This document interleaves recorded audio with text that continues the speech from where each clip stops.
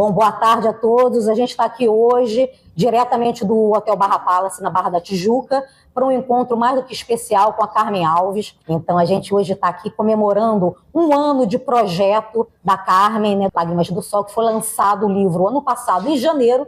Estamos de volta aqui em janeiro, com esse relançamento do livro, né, da segunda edição, e celebrando também um ano de projeto, um projeto que já ganhou asas, né, impactando tantas pessoas no Brasil e no exterior, tanto com a jornada da Carmen, quanto com todos os ensinamentos que a gente tem tido nas nossas lives semanais, que vocês sabem, toda terça-feira, sempre 8h30 da manhã. Às vezes não é 8h30 da manhã, vocês ficam de olho lá nas redes sociais, que a gente diz tudo lá, os horários certinho. E para a gente celebrar esse um ano, a gente tem aqui presenças mais do que especiais, né, na nossa live. Vou apresentar todo mundo. Primeiro, Carmen, mais uma vez, maravilhoso ter você aqui nesse seu espaço que abre, né, um canal de comunicação sobre uma doença que precisa ser desmistificada, conversada, falada e passada informações, né, para que cada vez mais as pessoas passem por essa jornada de uma forma mais leve e com maior qualidade de vida. Então, quero começar já por você, dando esse boa tarde aí para todo mundo. Boa tarde, pessoal. É um prazer imenso, é maravilhoso estar aqui reunido com tanta gente que fez parte da minha vida, faz parte da minha vida e muitos rostos novos que estão aparecendo aqui. Muito obrigada pela presença de vocês. Hoje foi um reencontro para mim também emocionante, reencontrar o Dr. Carlos Augusto depois de 36 anos, né? A gente se viu pela live, mas hoje é live mesmo.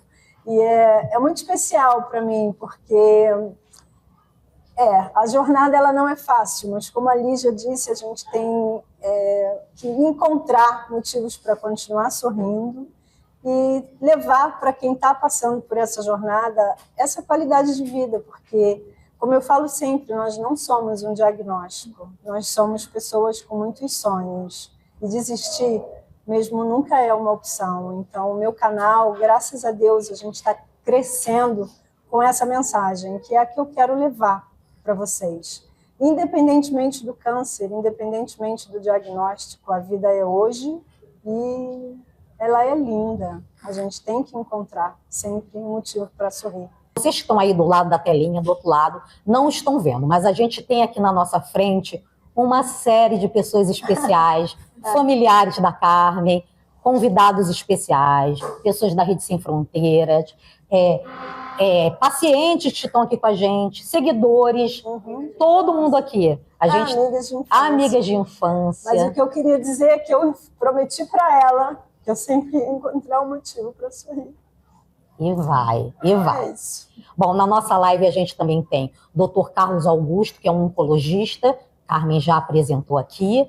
A gente está contando também com a presença da Fernanda Maciel, ela é nutricionista do INCA, né? Vai contribuir com a gente com informações valiosas hoje. E uma coisa super extraordinária, aqui no nosso evento hoje, a gente encontrou uma pessoa que conheceu a Carmen por meio das redes sociais e, por coincidência, a amiga de infância dela é também médica, oncologista especializada em mastologia. E ela topou participar aqui com a gente da live, né, dessa gravação, que é a nossa querida Rocio Venegra, que está aqui com a gente. Bem-vinda. Né?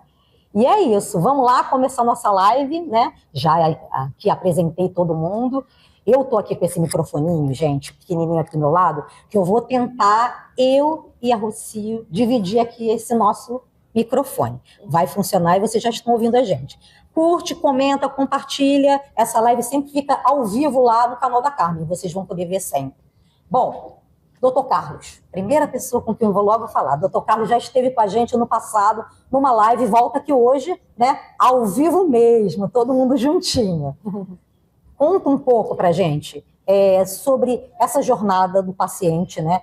O momento de cruzamento de vidas, né, da sua história com a Carmen, e principalmente hoje, como é que é hoje o cenário do câncer no Brasil? Né? A gente ainda tem o câncer de mama como um dos principais vilões nessa situação, né? E o que a gente tem aí nessa fronteira mais próxima com relação a tratamentos? Bem, primeiro, a minha relação com a Carmen foi uma relação de empatia, né? Eu acho que nós médicos, a gente tem que procurar desenvolver ao longo de sempre, né, desenvolver empatia com o paciente. Acho que empatia é uma coisa relativamente simples, é se colocar no lugar do outro, né? Sempre que a gente se coloca no lugar do outro, a gente sempre vai procurar fazer o melhor. Nem sempre faz o melhor, mas a gente sempre tenta fazer o melhor. Acho que isso é que é o mais importante. Todos nós somos falíveis, todos nós temos dúvidas, mas é importante que o paciente sinta que a gente está ao lado dele. Acho que isso é o mais importante. Sobre, assim, falando rapidamente sobre a evolução da oncologia, principalmente em mastologia, eu diria que é uma evolução absolutamente espetacular, né?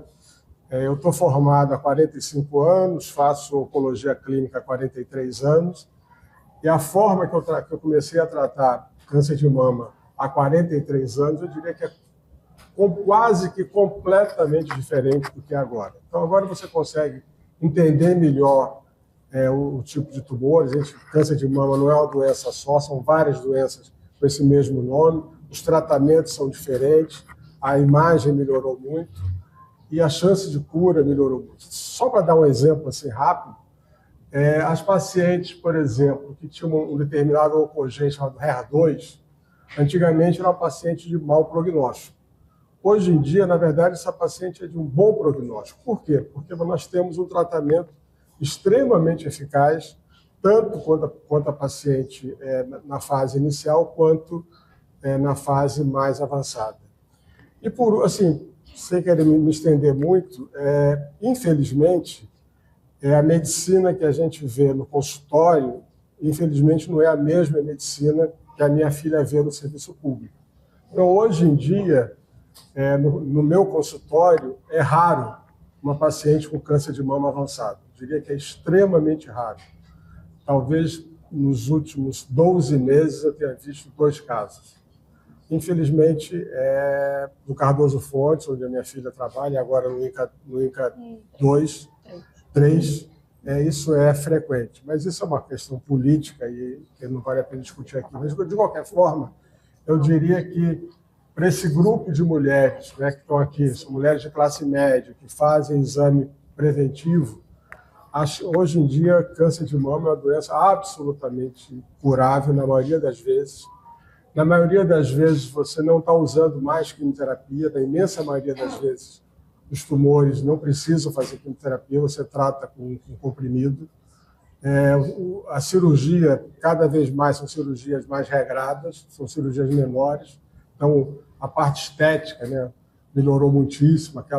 Eu, por exemplo, quando comecei a fazer oncologia, sempre aquelas coisas com linfedema, isso de braço, isso tudo terminou. Então, felizmente, o cenário mudou muito e eu acho que é de muito otimismo e, na verdade, essa evolução, eu diria que quase que diária, e eu não tenho dúvida que a gente está evoluindo para uma percentagem de cura muito próxima nos próximos, de você conseguir, alguns tumores você tem quase 100%, mas a gente vai atingir isso de uma forma relativamente rápida. Eu acho que vale a pena ressaltar também, doutor Carlos Augusto, durante a nossa live a gente questionou o fato do tumor de ovário, o câncer de ovário, né? Ainda até hoje não ter exames que detectam antecipadamente. Qual é o alerta que você dá para mulheres? Porque, infelizmente, não é só o câncer de mama, né? A gente tem, infelizmente, N outros tipos de câncer, e o câncer de ovário ainda é um tumor muito silencioso. E, como você mesmo disse, não existe nenhum tipo de exame pré-diagnóstico. Qual é o alerta que você dá para essas mulheres? Nós temos boas, mas tem sempre, todas as vezes são boas. Então, por exemplo, em câncer de mama, a gente tem mamografia, ressonância da mama, no câncer do colo uterino, preventivo de Papa Nicolau, mas, infelizmente, câncer de ovário não existe. Exame preventivo.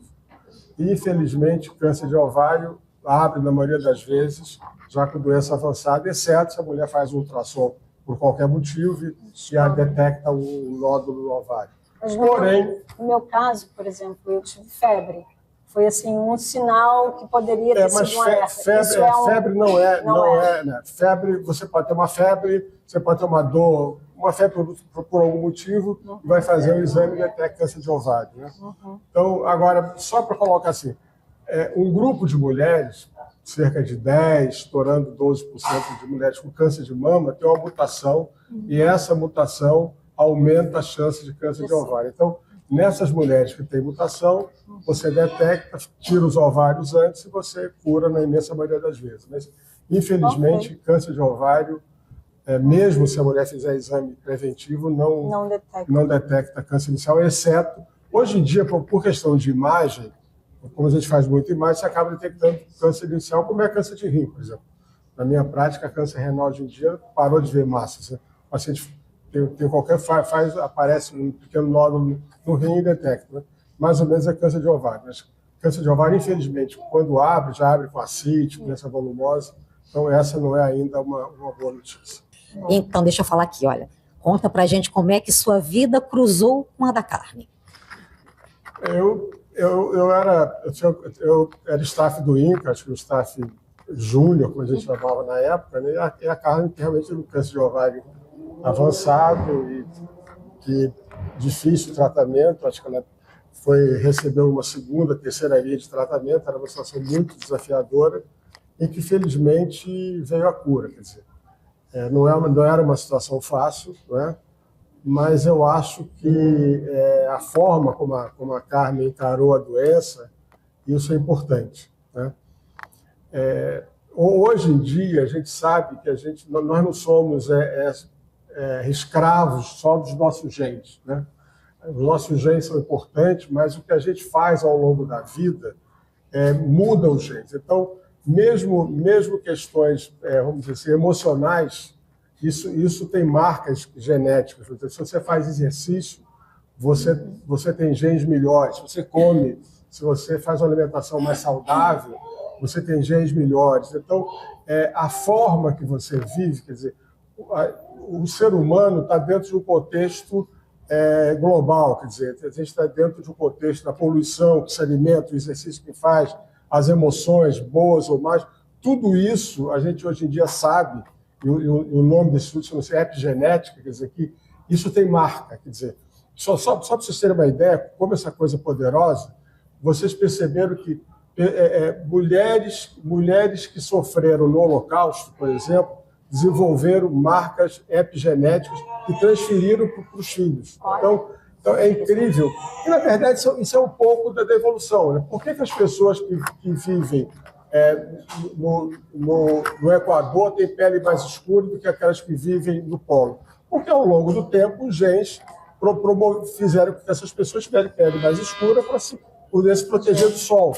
Então, e essas marcas são transmitidas. Então, isso é muito importante. Essas marcas, tanto do que você faz, inclusive marcas emocionais, isso se traduz em alterações do gene. Não no DNA, mas de forma como aquele gene pode ser apagado ou aceso. Isso modifica o gene e traz ou benefício ou malefício. Isso explica porque algumas pessoas vivem mais, outras pessoas vivem menos, e sem dúvida nenhuma, o nosso estilo de vida, e aí tem N questões disso, tem uma importância fundamental nisso. E aí entra o que a Carmen colocou, quer dizer, a forma como você encara a doença, a maneira como você trabalha emocionalmente com os familiares, tudo é importante. Nada deve ser desprezado para a vida e para o tratamento de uma doença. Maravilhosa essa colocação, porque a gente já chama a Fernanda para falar com a gente aqui, Fernanda Maciel, nutricionista do INCA, que nutrição, olha, é um dos temas que mais a gente aborda nas lives. As pessoas adoram falar sobre esse tema, não só os pacientes, né, para saber, como todos nós, né? Eu estou sempre lá, entre uma live ou outra, eu insiro uma pergunta minha ali para saber se eu estou indo muito bem, eu estou indo muito mal.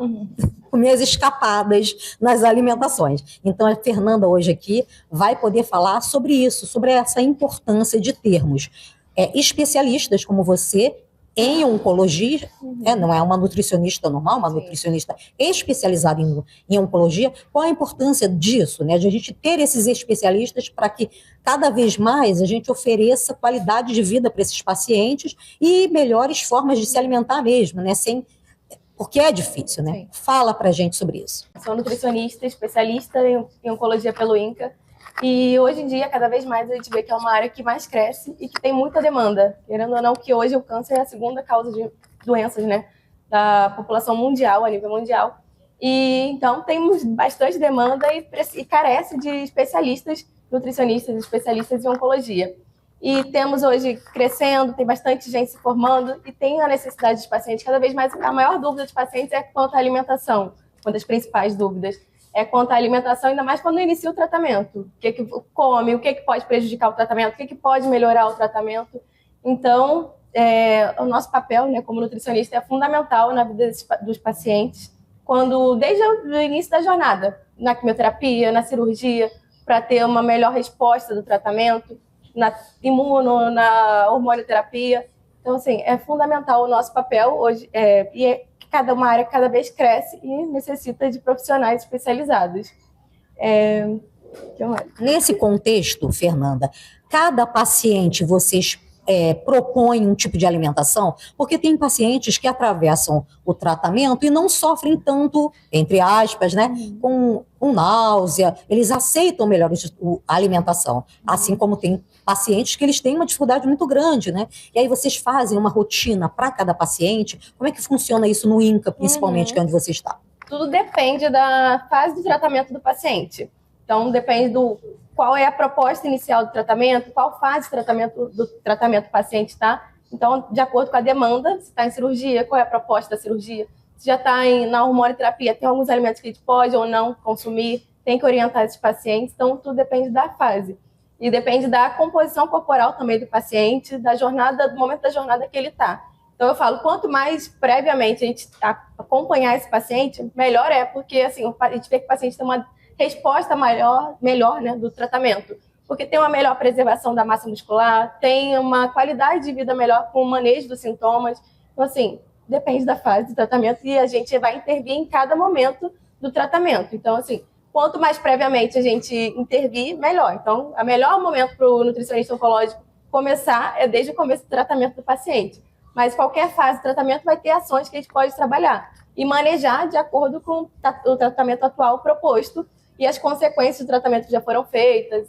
E tem muita coisa que ser feita, né? Manejar diarreia, constipação, boca seca do tratamento, para ter uma melhor... No momento da cirurgia, tem etapas que a gente tem que fazer de pré-habilitação, que a gente fala, para o paciente ter uma melhor resposta cirúrgica, ter melhor cicatrização, menor tempo de internação. Então, independente da fase, tem muito o que ser feito por cada paciente. A Carmen é uma pessoa que tem uma alimentação saudável desde que ela era pequenininha. Com Dona Lé, que está aqui nos bastidores, fazendo comidinhas gostosas, etc. E até hoje a Carmen tem uma vida muito saudável, né, de alimentação. Fala um pouco sobre isso e depois eu vou querer saber de você, Fernanda, assim, quais são assim, as dicas principais. Isso você tira da sua alimentação e isso aqui você pode... né? Deixar um pouquinho. Tá? E deixar um pouquinho sempre sou eu que pergunto, deixar um pouquinho, tá? Vamos lá, Carmen, fala. Apesar dela saber. Né?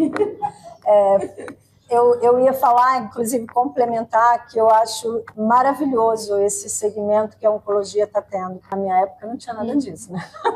Não tinha essa questão da nutrição para pacientes oncológicos. Era dentro do hospital, a gente tinha a nutrição que o próprio hospital dava para todos os pacientes.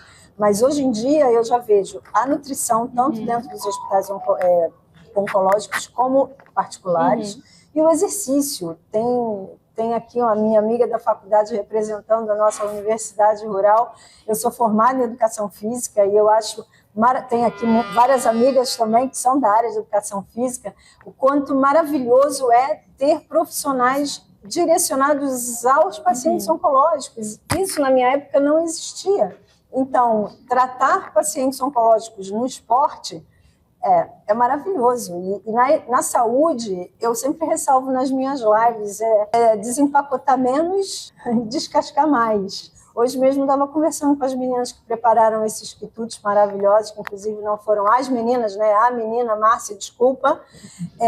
A gente estava comentando sobre isso. A alimentação, o nosso corpo, gente, eu falo sempre, ele é um templo sagrado. Então, não é qualquer coisa que eu, Carmen, coloco dentro dele. Então, a partir do momento que a gente entende que tudo que a gente ingere reflete, né? Você deixa de comer. A Fernanda está aqui agora para dizer o que pode, o que não pode. Fernanda, então, conta pra gente os principais vilões, porque tem os vilões, a gente sabe, né, os grandes vilões, né, bebidas alcoólicas, consumo de muito açúcar, quando é muito e tal. Quais são os principais vilões para todos nós, né? Não só para os pacientes, né? Os principais vilões quanto à alimentação. Alimentos ultraprocessados, que a gente tem falado. O que são esses alimentos ultraprocessados? São aqueles que a indústria alimentícia fornece, que passaram por diversos processos para ter açúcar em excesso, gordura em excesso, coisa que a natureza não iria oferecer para a gente, porque é tudo a natureza mais equilibrada, né? Nenhum alimento por si só, in natura, né, que é o alimento natural, ele vai ser rico em gordura ou rico em carboidrato. Não, é mais equilibrado. A indústria não, a indústria alimentícia que produz esses alimentos, aí ela tem um excesso de gordura, um excesso de carboidrato, né, que é a glicose. E aí, esse alimento ultraprocessado, então, refrigerante em excesso, fast food, salgadinhos de pacote, né, que são ricos em sódio, ricos em gordura, esses são os principais vilões, principalmente hoje em dia, né, refrigerante, que a gente acha que vem uma bebida ali rápido, tranquilo, e está à disposição, né, da população. Então, esse é um dos vilões que a gente tem bastante coisa para lutar, né, e diminuir, pelo menos, na população o consumo. Eu li recentemente uma pesquisa, né, que saiu em várias matérias, falando que não existe dose segura de bebida alcoólica. Sim. Fala um pouco sobre isso. Sim, não existe, para recomendação para o câncer, né, para prevenção do câncer, não existe nenhuma dose que a gente possa falar, nem mesmo até para doença cardiovascular a gente indica, né, uma dose, uma taça de vinho, mas para o câncer não tem nenhuma dose recomendada, segura para o paciente consumir. Então, assim, é a moderação, né, evitar ao máximo e deixar para eventos sociais, assim, quando a gente está interagindo com outras pessoas em algum evento, mas assim, não tem recomendação de dose saudável para prevenção do câncer, o álcool. Então agora eu quero convidar aqui para o nosso papo, que até agora ela estava só aqui do meu ladinho ouvindo, né? Nossa querida Rocio Vinegra, que veio aqui participar do nosso evento e a gente chamou para o bate-papo. Ela é mastologista, professora da UF. Isso. E ginecologista, sou professora da UF como ginecologista. Legal. O que é? Fala. Olha, quero saber de você o seguinte, né? Você veio aqui nesse evento, né, com a sua amiga. Eu queria saber de você qual é a importância, né, da gente ter esses debates, né? Porque a gente traz à luz, né, das pessoas, né, e da população em geral, das pessoas que estão nos seguindo, dá para todo mundo aí passar adiante. O canal da Carmen fica lá gravadinha, as lives, todas as lives vocês podem ver lá, já tivemos vários papos. Passa para o seu amigo, compartilha lá o @Carmen A. Alves, que é 2 A's no Alves e 2 E's. Então, fala para a gente um pouco sobre o seu trabalho na UF e a sua especialidade, né, que é a mastologia. O que a gente tem de avanços hoje? O doutor Carlos Augusto já falou um pouquinho para a gente, mas queria ouvir de você também. Bom, primeiro, aviso falar que eu não estava preparada para isso, caí aqui de paraquedas e foi muito bom participar dessa conversa enriquecedora, que eu acho que tem muita gente que tem muita informação para trazer e para dividir, né? A partir da Carmen, isso pode ser viável.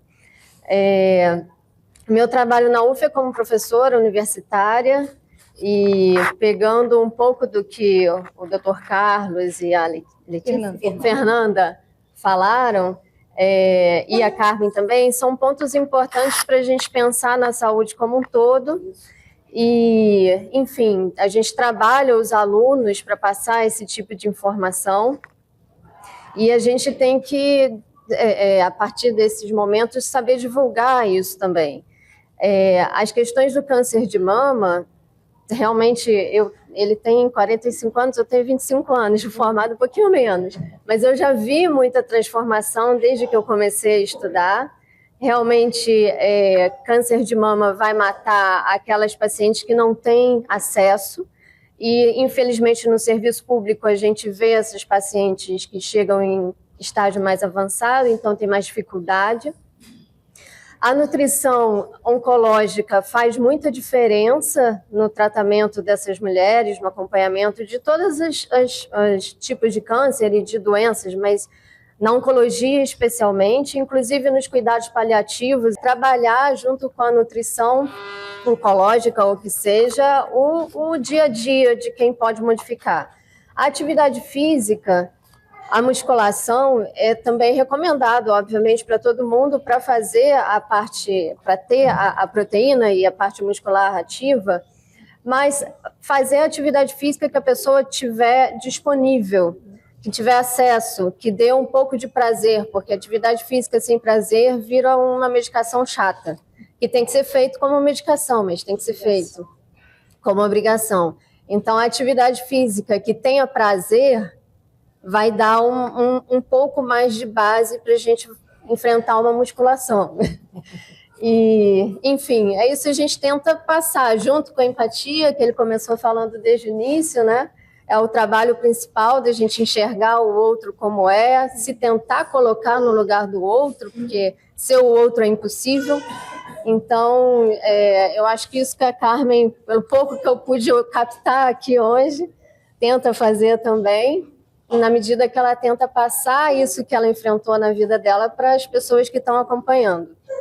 Então, acho que é isso. Carmen, aproveitando então esse gancho, aqui que hoje também é um dos nossos temas, é a questão da medicina humanizada, né? Você bate muito sobre isso, a importância dessa proximidade, né? E dessa proximidade com o paciente para que ele vá adiante, que às vezes um diagnóstico é muito duro, né, dado por algum profissional para um paciente, né, e a Carmen vai falar sobre isso, mas pode ser melhorado, né, fala um pouco sobre isso, que é um pouco do mote desse seu projeto, né, desse propósito de transformar mais em a humanidade, o acolhimento. O acolhimento, Eu quero mesmo transformar esse canal, né, que está hoje aberto para tantas possibilidades relacionadas à oncologia, mesmo no tratamento humanizado, porque eu vivi isso algumas vezes, de como um diagnóstico derruba você, e se você realmente não tem uma saúde mental e um apoio familiar, você se entrega. Então, eu acho que tem que partir muito do corpo médico, essa questão mesmo da medicina humanizada. Como o Dr. Carlos Augusto falou no início, eu acredito até muito que pela minha idade, né, eu era muito jovem, como o Dr. Valdir também sempre enfatiza, inclusive no livro tem o depoimento dele, é uma menina que ainda merecia uma chance, né, mas eu acho que todo mundo merece, então eu acho que todos os pacientes precisam ser tratados como pessoas, não como diagnósticos. Então, a minha enfatização é sempre relacionada a isso. Desistir não é uma opção, mas eu acho que tem que partir também do corpo médico, tratar o paciente como pessoa, não como uma doença. Gente, parece sempre que vai acabar, que para falar já... As pessoas falam, já está acabando, mas a gente já está chegando no final do nosso bate-papo de hoje. Muitas informações assim sobre essa revolução da medicina. É bom a gente ouvir isso, né? Traz esperança, né? Que é uma das principais questões da Carmen, trazer esperança e acolhimento. E aí eu queria ouvir de vocês, né? Uma palavra final sobre isso, da Carmen também sobre esse projeto de 1 ano, a gente está aqui hoje completando 1 ano desse projeto, com um propósito tão bonito, com tanta coisa que virá por aí ainda, né? Então, assim, uma palavra final para a gente arrematar essa situação, começando pelo Dr. Carlos, Fernanda, nossa querida Rocio, e Carmen finalizando. Dr. Carlos, qual a palavra final para esse nosso encontro de hoje? Quer dizer... É um pouco do que a gente está falando aqui, mas eu acho que não há dúvida que saúde, como a Carmen colocou, não é só de fazer remédio. Saúde é uma coisa muito mais ampla. E informação é fundamental. Pessoas melhores informadas vivem mais. Eu não há dúvida disso. Informação é fundamental. Então, informação é importante, exercício físico é importante, alimentação é importante, o meio que você vive é importante, suas relações é importante, o médico é importante, a equipe, quer dizer, tudo é importante. Você não pode achar que você vai curar alguém por causa de um fator. Você tem que juntar tudo isso, porque tudo isso... Existe uma questão também, que é a questão da cura e a questão da qualidade de vida. Né? Então, são duas coisas que têm que caminhar juntas. Dizer assim, e não existe qual é o mais importante. Tudo é importante, e acho que é esse o esforço. E o que a gente está fazendo aqui, a gente está gerando informação. A informação é uma arma super importante. Né? Porque não só a informação é importante, porque quando você tem informação, você fala assim, caramba, alguém falou aquilo, vou ler sobre aquilo. E isso você vai ter mais informação, você vai melhorar o seu grau, então isso gera conhecimento, né? E gera mais educação, e educação significa saúde. Muito obrigada, doutor Carlos. Fernanda. Sobre a nutrição, é isso que o doutor Carlos está falando, que é todo um conjunto, né, de profissionais, principalmente paciente oncológico. Então, a nutrição, a educação física, e com relação à nutrição, não ver só a nutrição como uma colaboradora, mas sim como parte principal também do tratamento, porque influencia diretamente na qualidade de vida, de alimentação que esses pacientes vão ter, de suporte, de manejo de sintomas. Então, assim, é fundamental, e melhores resultados tem aqueles pacientes que são acompanhados em todas as fases de tratamento por uma nutricionista. Então, o que eu falo é que até meu desejo é que todo paciente tenha uma nutricionista para chamar de sua, durante o tratamento. Então, para acompanhar e para melhor a perspectiva do tratamento, é isso. Então, quanto melhor manejado por todos os profissionais, é a melhor coisa para ser feito. Maravilhoso. Rocio, que maravilha você ter topado participar aqui. Assim, catamos você aqui no meio do evento, muito bom, com informações tão bacanas, né? O que você tem a falar para a gente nesse final aqui? Eu acho que com isso a gente pensa em esperança de um tratamento, de uma vida com qualidade de vida, e união, que ninguém vai fazer isso sozinho. É através de uma equipe e de força de vontade para ter essa união e procurar a esperança onde a gente conseguir. Muito bom. Carmen, olha, eu vou começar aqui passando a palavra para você, falando de uma frase que você sempre diz, que é se deixar ser cuidado, se deixar ser amado. Então fala um pouco do seu projeto, do acolhimento de tanta gente que está aqui hoje, olha, que participou tanto da sua vida no acolhimento e do que vem pela frente, principalmente o que vem pela frente. Gente, eu não tenho nem palavras mesmo para agradecer e para expressar o que isso tudo significa, né? Quando a gente começou esse projeto e o tamanho que esse projeto está tomando, eu sempre falo que ter transformado tanta dor em propósito é o significado de tudo. E ter empatia é essencial, mas para mim é muito importante falar a língua dessas pessoas.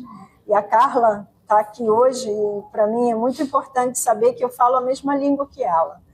Todo mundo tem empatia, todo mundo se sensibiliza com essa causa, né?